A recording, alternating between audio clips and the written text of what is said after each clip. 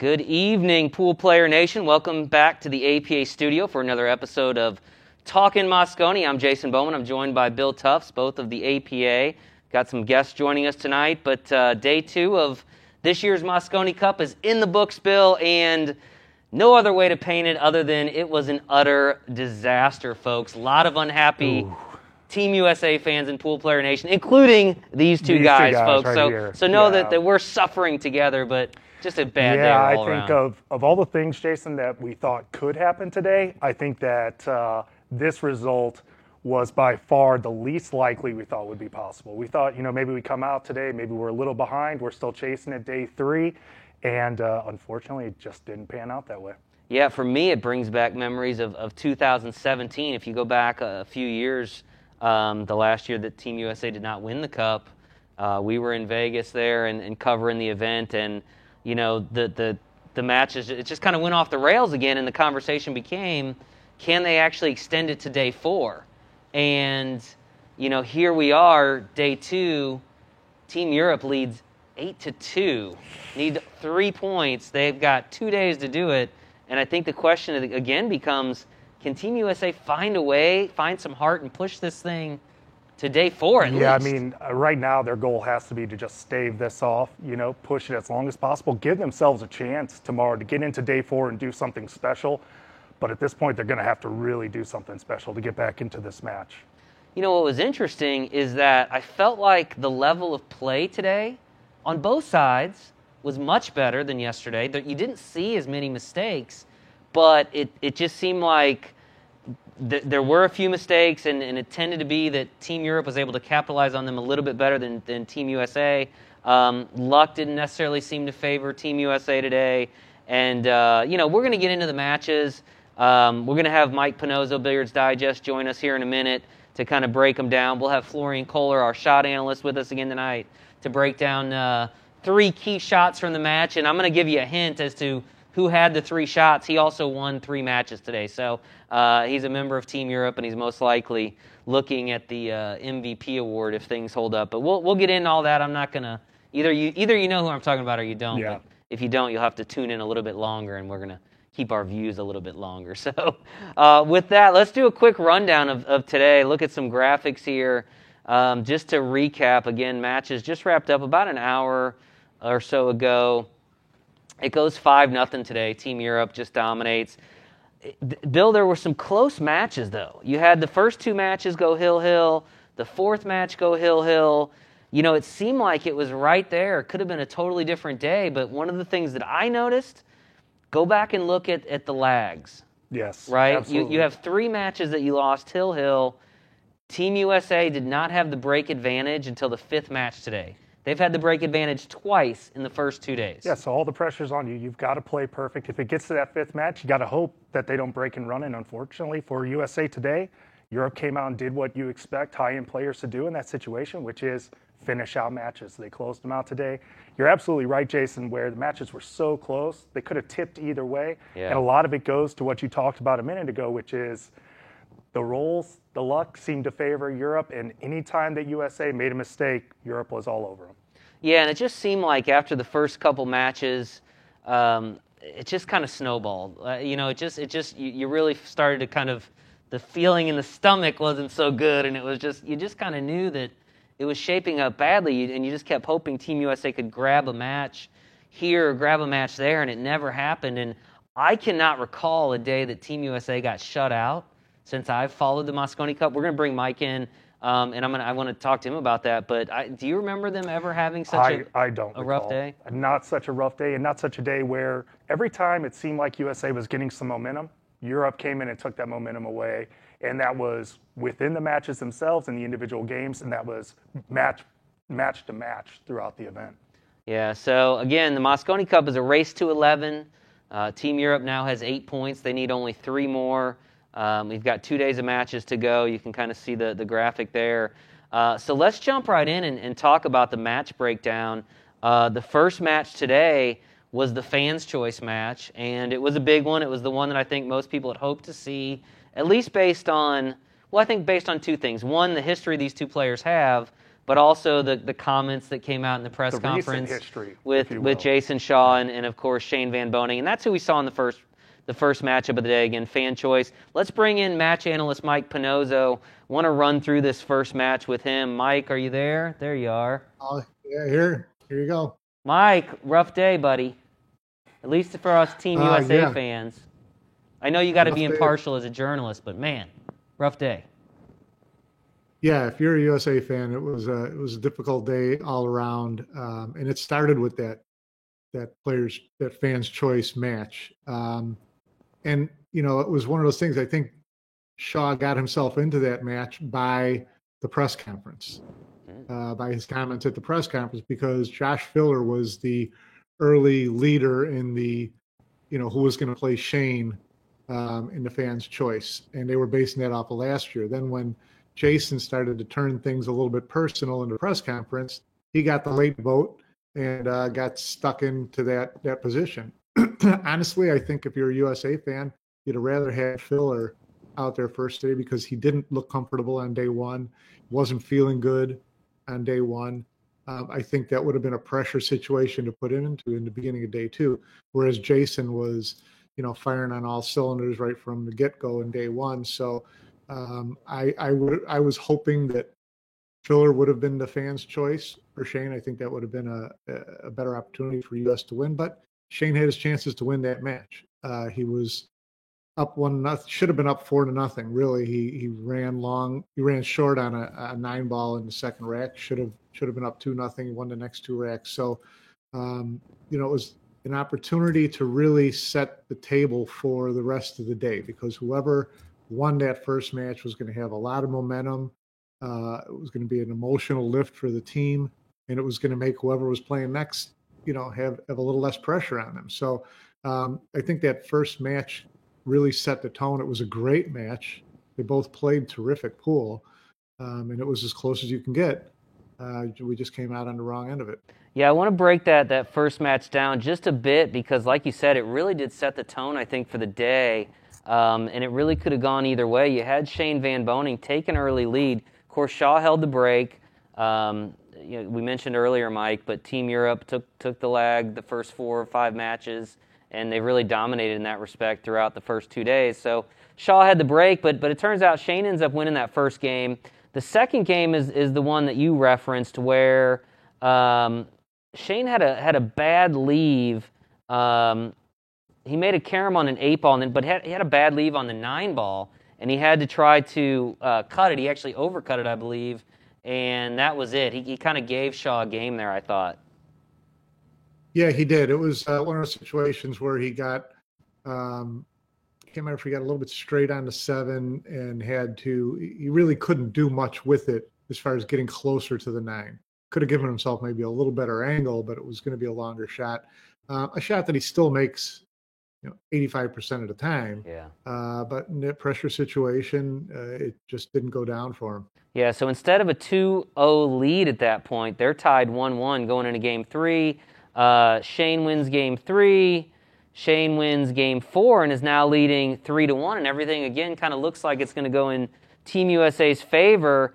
But Game 5, let's see. Yeah, Game 5, Shaw ends up breaking and running there. And so we're at 3-2. Yeah. We get to Game 6. Shane had the break. He pockets the 1-2 and the 3-ball on the break, but he can't see the 4-ball. Yeah. He ends up that going. Was the killer. Yeah, he went with a push shot, and Shaw gave it back to him. SVB leaves. He ends up leaving Shaw a shot, and Shaw takes advantage. He runs out. Now we're 3-3. Shane regains the lead in the 7th game. Shaw comes back in the 8th game, and that's a long game, that 8th game, by the way. That one was a little back and forth for a while. But the 9th game is the one I want to focus on. So we're hill. Shaw breaks, pockets 4 balls on the break. He can see the 1 ball, but he plays the safety on the 1 ball, and he leaves Shane behind the 6. Shane makes contact with the 6, but he leaves the 1 ball deep in the corner pocket. And it's kind of a tough situation for Shaw. I want to bring in Florian Kohler. Florian, are you there? I want to see if we can recreate this shot that Shaw has with the match on the line at 4-4. There's Florian. What's up, Florian? I know you saw this shot early on in the match. Florian, 9th game of the first match, tied 4-4. Shaw has an opportunity. The one ball is basically buried deep in the pocket, and kind of show us how it unfolds, how he pockets this ball and is able to run out the table.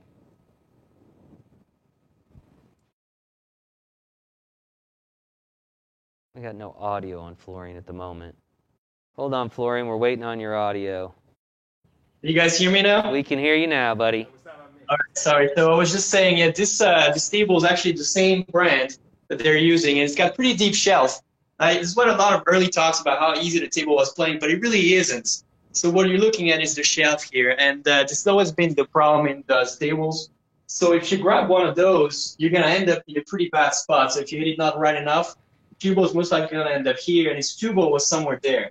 So very tricky to manage, actually, and you could try to go one rail here, but if you don't hit it right, he ends up here, and you might scratch. So he took an interesting route, and I think it was probably the safest shot. So he went from the cue ball here, maximum top right English, cut that one ball, it went short rail, back to the long rail, back to the long rail, back to the short rail, and then perfect shape for the 2, which is right here. Quite an amazing shot, actually, and as much as we've seen Shane with a great shot and a great jump shot, this really was a turning point, I think. So let me see where I can do it. So a lot of top, a lot of right, and try to go around the table a few times. As you see, in this case, I grabbed in mine. So that's part of the reason I played it so hard. So I still have shape 1 and 2, but it's not what it did. I'm going to see if I can reshape it. I really want to see if I can make it again. So as you can see, this was a tremendous shot here from Jason. So you got to hit it just right. There you go. Just like this. Yep. There you go. Exactly the same shot here. And he had perfect shape for the 2 right there. So a lot could have gone wrong here, but he played it as good as he could play it. And he really played safe because, as you can see, I had 2 versions of it. And in both cases, I saw the 2 balls. So right option, right shot, and I really believe he helped him win that match. Yep, and from there out, Shaw was out of the match. So Florian, hang loose. We're going to come back to you here in another minute to analyze another shot. But Mike, so again, Shaw managed to pocket that one ball. He runs out the table, and he's got a 5-4 win. And I know a lot of gratification for him just based on some of the things that had happened before the Cup and some of the conversations. So he was off and running. Yeah, the deep shelf and those pockets got the U.S. a couple of times today, where we had shots that just, it was literally one turn of the ball, and there's a couple of those games that we win. It reared its head in the second match as well, the doubles match with Skyler and Chris Robinson. So they were just, it happened several times that the shelf is really cut deep in these pockets, and it's hung up a couple times. Yeah, Mike, so you bring up the second match and you bring up another situation where a ball ended up in the deep shelf. Before we get to that, I'd like to kind of set this match up and talk a little bit about the psychology going into this match. Now, Europe's now taking a 4-2 lead on the day. They win the fan choice, and Shaw's right back on the table with Filler, and they're facing Woodward and Robinson. Give me your thoughts on how you thought that match might shape out and then how you ultimately saw it play. I thought that the U.S. had a good chance in that match. Jason obviously was playing great. Josh, as I mentioned, did not play well on day one, and I think there would have been a little more pressure on him and Jason if Shane could have pulled out that first match. Then I would have liked our chances even more. I talked to Sky after the matches today, and we talked about playing with Chris. And he mentioned how much he enjoyed playing with Chris Robinson, how Chris Robinson is such a great listener, is such a good student of the game, wants to become better, wants to soak in the knowledge. And Skyler said it was really fun playing with him. I mean, he listened to everything I talked to him about, and they played well together. They missed a little bit at the beginning of that match. They were down, I think, 2-0, then fought back. They were down 3-1, and I think they fought back and tied it up 3-3. And then Europe took the lead 4-3, And then Chris had an amazing break. I think he made 4 balls into break. Yeah, it was and incredible. they ran out to tie it up. But again, like you said, you get that, you lose the lag and you have to sit there while the other team breaks and runs out in the case game, and there's not a lot you can do about it. Correct. Yeah. Now I do want to talk about that rack 7, and I believe that Florian has a shot set up, another deep shelf shot, I believe.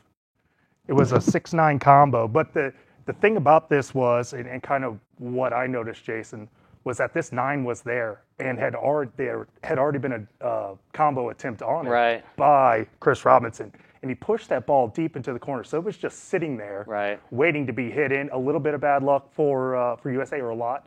And then kind of set the stage for what Shaw would do with it after that. Yeah, it was very close to being a victory for Team USA in that particular game because of that shot. But it just needed a little bit more to fall. And I think, do we still have Florian there? Do we still have Florian? There he is. Florian, you want to show us the shot that Shaw used, the combination that he picks up that big game in that match against Skyler and Chris Robinson? I do got to say that the shot before that from Chris Robinson was pretty amazing too. Unfortunately, his ball didn't fall out, but what a shot that was, because it was a tough combo too. Okay, so this is what Jason had, something like this. 7 somewhere down there. The 9 ball is literally in the pocket. I mean, all it takes is a little shot here and it should work. And then it's got something nasty here. It's a 6-8, and I remember it's pretty much frozen because otherwise, if there's a gap like this, you're gonna be able to play safety, which is pretty simple. But in this case, they didn't have that option because that would have moved the 8. I believe the 6-8 wasn't really lined up anywhere to go. My first impression was he's gonna try to hit that ball, have the 8 go and bank 1 shot here for the 9 ball. And we saw the 8 come pretty close, but I don't think it was lined up. So he went for a little bit of everything, I think. So as a pool player, from what I've seen, I think he went for a 2-way shot. So trying to hit the 6, make sure the 6 goes and stays somewhere in this side of the table to make sure he's got it safe. And then his cue ball back below, so he's got a long shot. So basically the ideal shot for him was 6 ball frozen here, cue ball there. But while you're doing that, you got to try and go for the offense because it doesn't going to hurt you. It's never going to hurt you to touch the 9, and that's what he went for. So he went from the cue ball here, went on the probably half ball of the 6, bottom left, right here, straight back for the 9 ball. So really tough shot, honestly. You don't make this kind of shot every day. Let's see how close they get to it.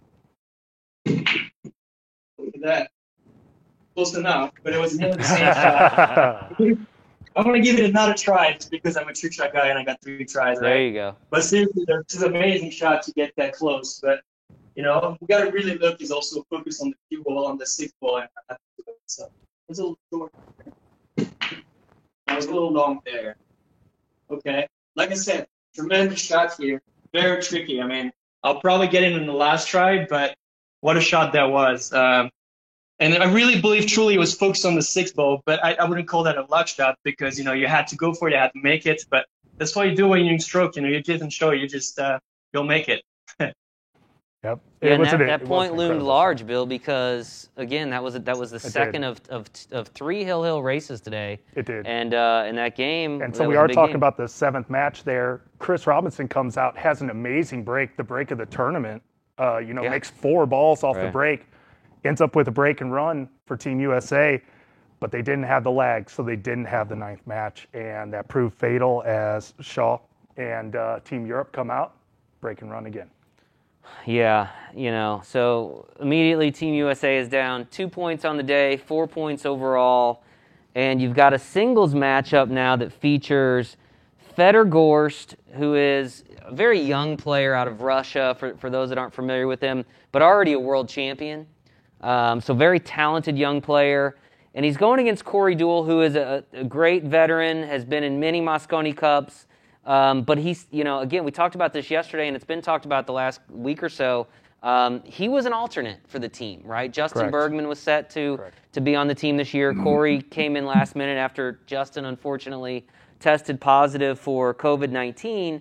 And so, you've got this matchup, and you got the young guy against the old veteran, and it just did not go Corey's way. I mean, we can bring Mike back in and talk a little bit about the third match, but pretty one-sided, Mike. I don't know that there's a lot to talk about there. Yeah. Do we have to talk about it? Yeah, Corey just doesn't look comfortable. I mean, I know he's an alternate, but Corey plays a lot. Corey played in Texas. Corey's played plenty this year. It's not like they, pulled him out of bed to play in this tournament. So I just don't think that he's playing comfortably right now. I don't think he's got a lot of confidence in himself. Jeremy spoke about it at the press conference after today's, matches, saying that, he keeps trying to tell Corey to believe in himself, to believe that he's as good as he is. I mean, Corey's one of the most intelligent, creative players in the game, been around for a long time, been an MVP in the Mosconi Cup a couple of times. He knows his way around the table, but at this level, it's like most sports. You have to have confidence in what you're doing. You have to believe in what you're doing, and know that you're going to make the right decisions and commit to those decisions and make the right shots. And he made some good shots today.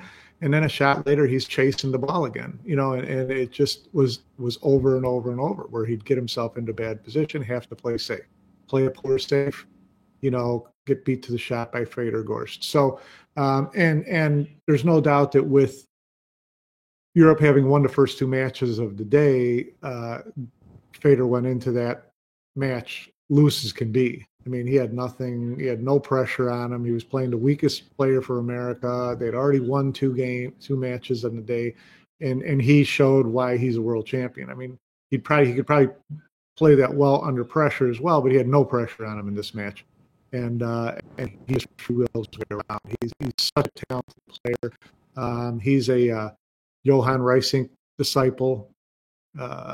Credits his entire game to Johan.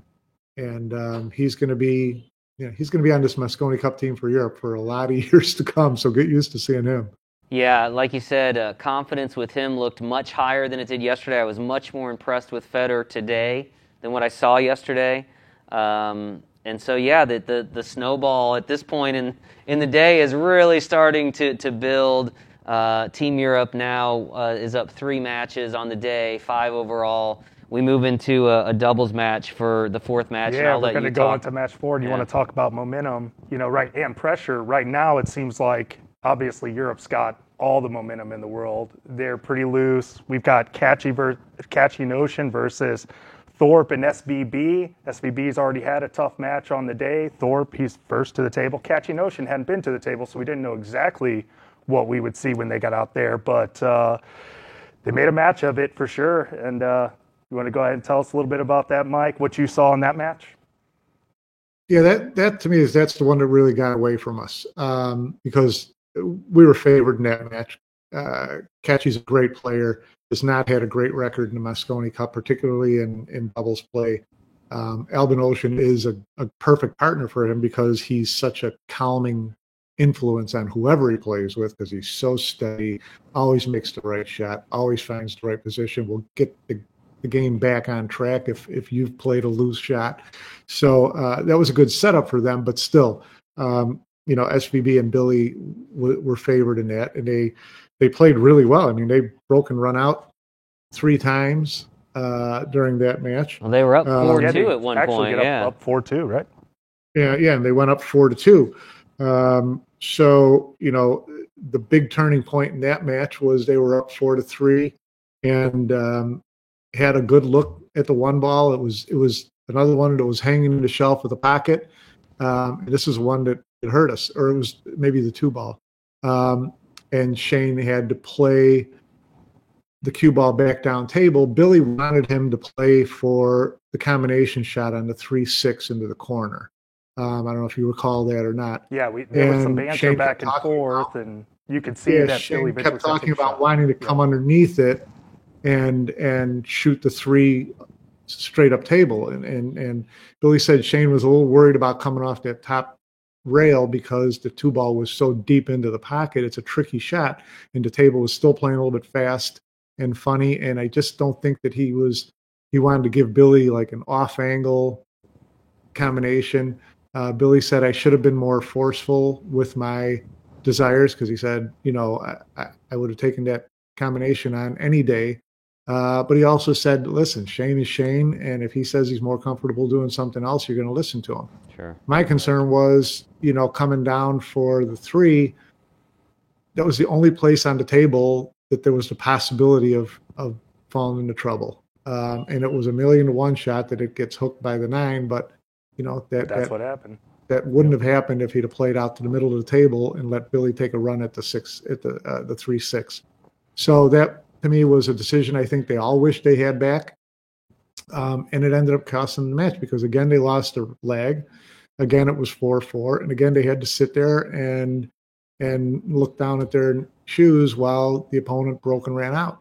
So it was just those couple opportunities like that it changes the whole dynamic of what tomorrow looks like. And so it's just these missed opportunities. And, there have been 5 hill matches in 10 matches, and we've lost 4 of them. And at least 3 of them, the opponent broke and ran out because they had won the leg. So, you can't stress enough the importance of little things like that and how they could change the whole complexion of the match.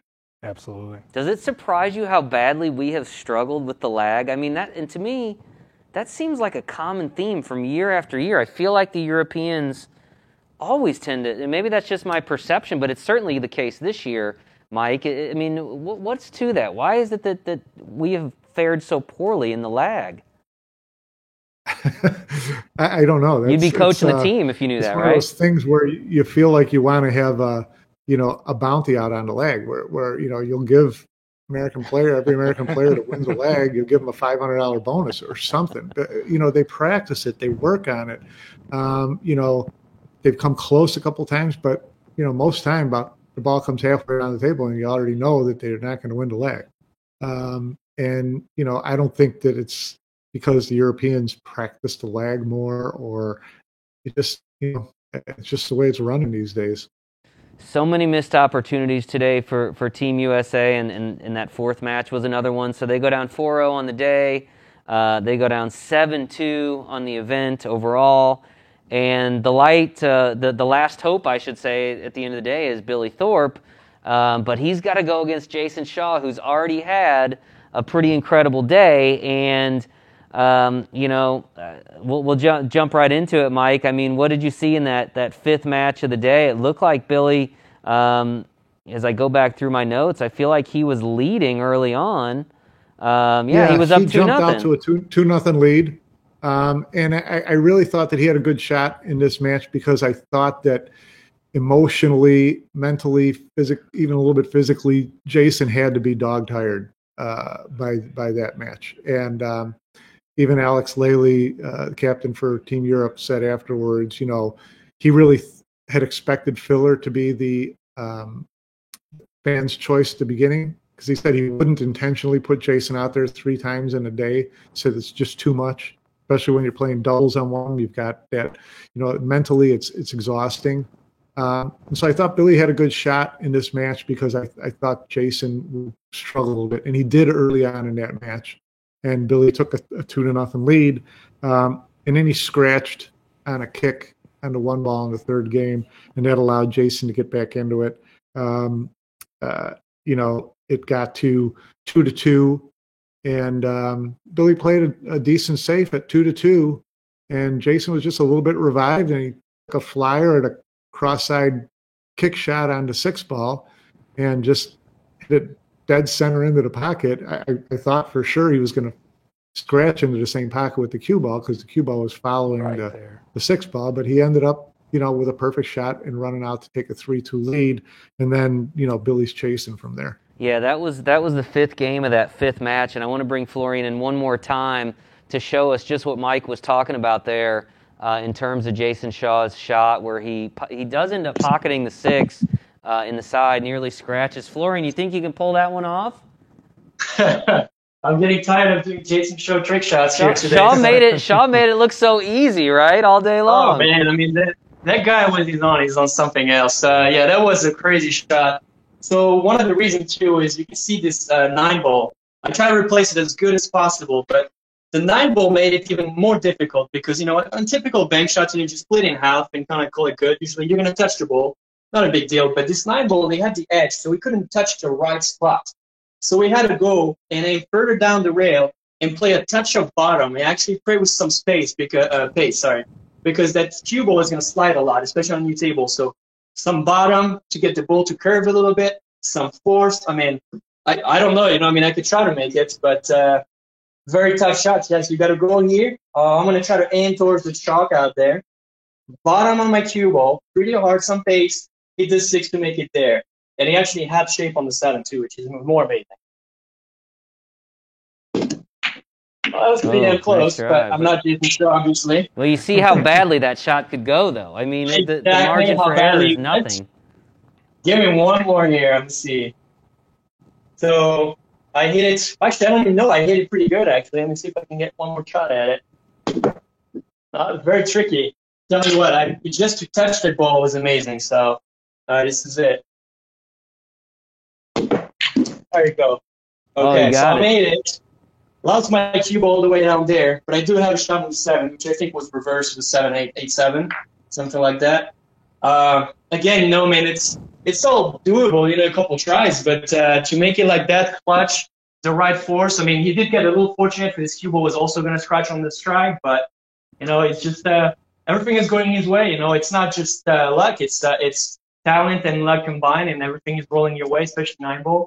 In all cases, a shot like that, when you have a kick like this, you always want to shoot it a little harder because something can happen.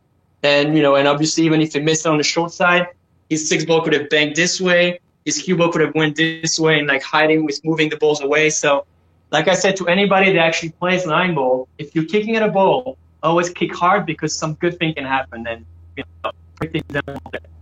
Florian, we appreciate you illustrating some of the big shots today. All Jason Shaw shots, by the way.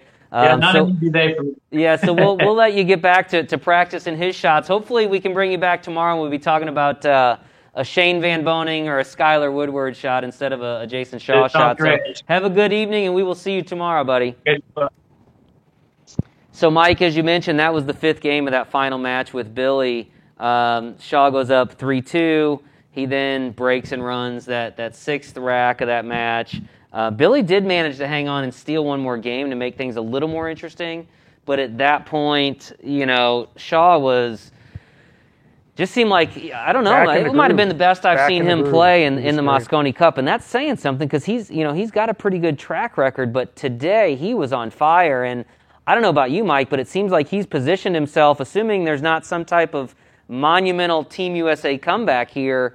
Jason Shaw is the early favorite for MVP, wouldn't you say? Well, yeah, I mean, that's, he's kind of following Sky's mode for the last couple of years where Sky had his day and dominated play and sewed up the MVP. So, right now Jason looks unstoppable. He's by far playing the best of anybody in the event. And, but the American players are playing well. If you look at the performance averages, the AccuStats puts out on the players, a couple of American players are playing, 900 or better. And Jason is playing well over 900. So, the play today was obviously so much better than the day before. Yes. That was obvious. And, I think they'll come out tomorrow and just try to play the same way and hope they can get a couple more rolls. Team USA will, spoke to Billy and Sky together afterwards, and we're, loose as could be, not hanging their heads, making jokes, talking about how they're just going to come out swinging tomorrow. And tomorrow's going to be Sky's day, and we already know that going in. Tomorrow's going to be a heavy dosage of Sky Woodward. The only thing is that tomorrow's also going to be a heavy dosage of Joshua Filler. So I look to see them probably matching up in a couple of matches tomorrow, probably head-to-head in singles, most likely in a doubles match as well. Europe, Alex Lely has always thought that, his third day lineup would be his strongest. So that doesn't bode well for Team USA because we need to get some, you need to win 4 tomorrow. There's no way around that. You need to win 4 tomorrow. If you can go into the last day down 9-6, you have a shot. So, that's what they'll shoot for. But like all sports, you have to take it one game at a time, one match at a time, and see how it goes. I will say, in just listening to Billy and Sky and watching them and watching Team USA play today, despite losing 5-0, I really like the future of Team USA. I think that we caught a bad roll this year with Justin Bergman not being able to play. I think that the skeptics who said that Chris Robinson made Team USA weaker than last year's team have learned that Chris Robinson's not going anywhere. He's going to be here for years to come as well, and he's a solid young player. So, you get this team on American soil next year and have Justin Bergman and Chris Robinson on that team, or Tyler Steyer, he steps up and picks up his game again next year and makes it a real horse race for that 5th spot. It's a good young team that could turn around next year and do the same thing to Europe that Europe's doing to them this year. And realistically, there's no reason they can't do that tomorrow. I mean, they were in virtually every, 4 out of the 5 matches today, they were in the match. So, if you can lose 5-0, you can win 5-0.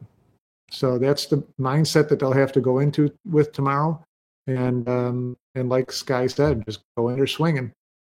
I like that glasses half full mentality, Mike. You have renewed my sense of optimism going into day 3 because, to be honest, I could barely drag myself to the studio tonight. I was so disheartened by what I saw today. But you're right. If Team Europe can win 5-0, why can't Team USA? So we'll hold on to that thought for the night, and we will plan to see you again tomorrow evening. Hopefully, we are talking about what is shaping up to be a miraculous Team USA comeback, because you can never truly have a monumental comeback until you are down monumentally. So we shall see. Mike, we appreciate you joining us. Folks, again, don't forget, if you like Mike's coverage, BilliardsDigest.com. Subscribe today. You get coverage like this all year round in his magazine. Great publication, the leading publication in the billiard industry. So, Mike, go enjoy your evening, make a cocktail, and have some dinner. We'll see you tomorrow, buddy. See you, Mike. Thanks, guys. So there you have it, Bill. Again, no real way to paint it other than it was a rough day. I mean, we know but there's always tomorrow. Yeah, there is always tomorrow. We know the storylines right now. It's Team USA had a bad day, really bad day. Jason Shaw is shaping up to be the MVP. We don't know what tomorrow will bring. We didn't think that today would bring this outcome. And what we've seen the last 2 years, what really made a difference for Team USA, granted they were always up, but Sky Woodward had big day 3s. Exactly. And like Mike said, you're going to see a steady dose of Skyler tomorrow.